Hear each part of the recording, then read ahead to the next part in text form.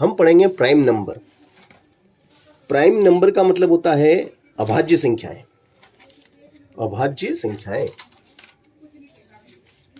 Prime number. क्या पढ़ रहे हैं हम? अभाज्य संख्याएं।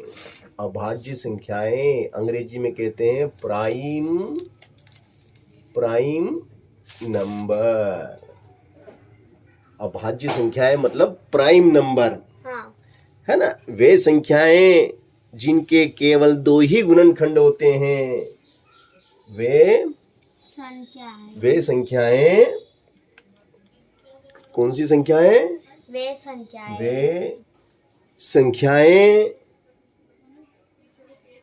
संख्याएं जिनके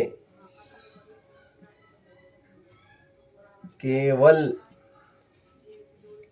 2 ही गुणनखंड होते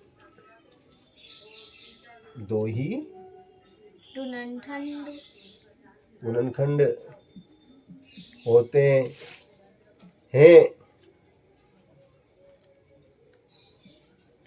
अभाज्य संख्याएं कहलाती है।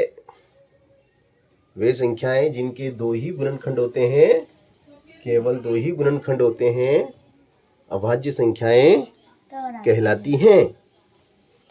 अब यानी कि इसका मतलब ये है कि वे संख्याएं जो केवल 2 ही पहाड़े में आती है। एक तो स्वयं का पहाड़ा और एक का पहाड़ा।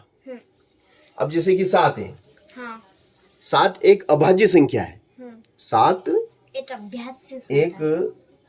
अभाज्य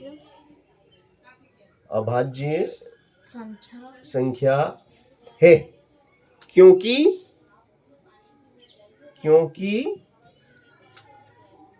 इसके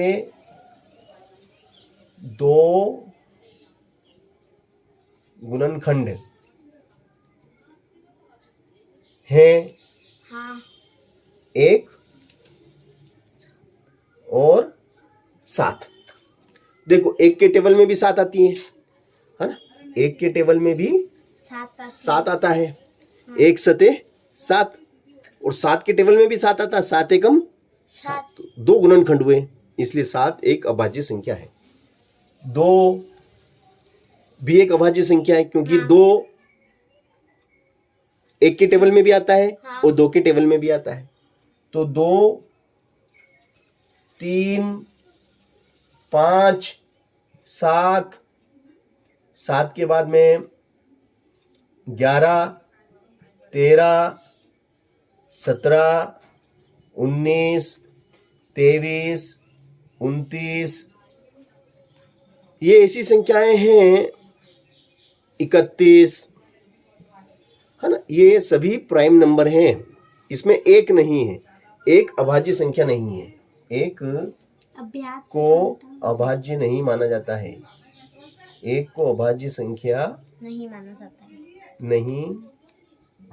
माना जाता है, क्योंकि एक केवल 1 के पहाड़े में आती है। हाँ। तो इसका तो केवल 1 ही गुणनखंड है। हाँ। गुणनखंड कम से कम कितने, ज्यादा से ज्यादा, कम से कम कितने होना चाहिए? 2।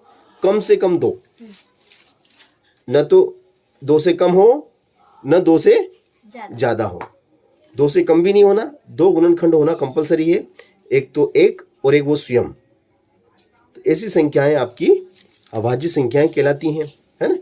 जो कि 2 है, 3 है, 5 है, 7 है, 13 है, 17 है, 19 है, 23 है, 29 है, 31 है। 31 के बाद में ले लो आप 37 है, फिर 37 के बाद में 41 है, 41 के बाद में 43 है, 43 के बाद में 47 है, 47 के बाद में आप ले लो 53 है ना? ये इस प्रकार की संख्याएं आपकी अभाज्य संख्याएं कहलाती हैं, जिनके केवल 2 ही गुणनखंड होते हैं।